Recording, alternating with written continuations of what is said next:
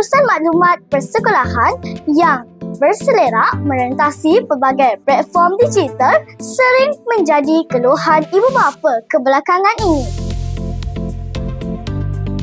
Hal ini menyukarkan ibu bapa untuk memantau perkembangan anak-anak secara holistik.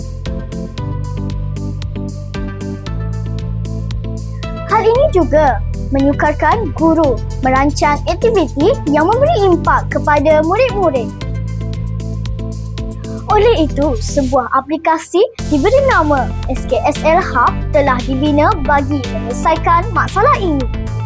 Antara objektif pembinaan aplikasi ini adalah: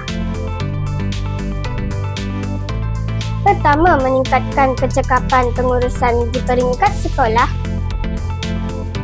Kedua, mendorong pelibatan aktif ibu bapa PIBG bagi melihat pencapaian dan perkembangan murid. Dan ketiga, menggalakkan pelibatan seimbang dalam kalangan murid dari segi akademik dan kokurikulum. Aplikasi ini dibangunkan menggunakan gabungan teknologi AI dan cloud hosting bersel sebelum ia ditukar kepada format APK menggunakan Web into App.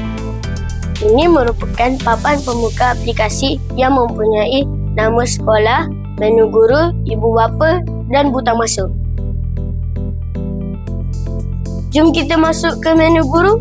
Ia mempunyai fungsi daftar murid, kehadiran harian, peperiksaan, PAJSK, segak ujian, psikometrik, sahsiah dan rekod anugerah. Di semua menu ini, guru dapat mengemas kini maklumat murid untuk dilihat di paparan menu ibu bapa.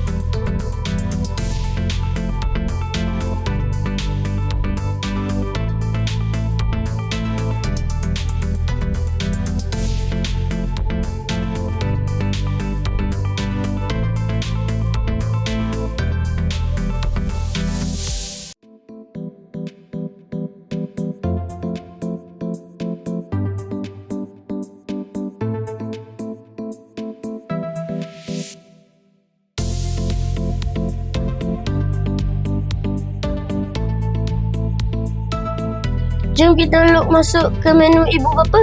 Selepas log masuk, ibu bapa dapat melihat pencapaian anak-anak secara sistematik.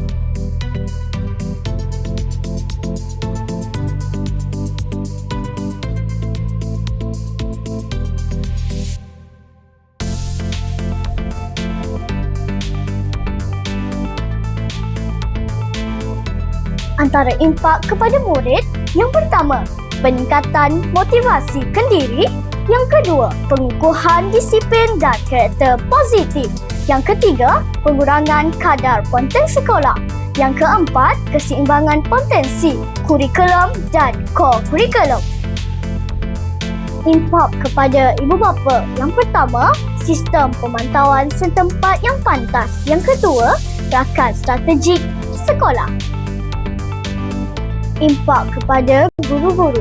Yang pertama, pengurangan beban perkeranian guru. Yang kedua, pengurusan data yang lestari. Kami berharap aplikasi ini dapat membantu pihak sekolah dan masyarakat dalam meningkatkan kecekapan pengurusan data dan kehidupan yang lebih lestari. Teknologi bukan sekadar alat tetapi pemangkin motivasi. Sekian saja daripada saya. Bye!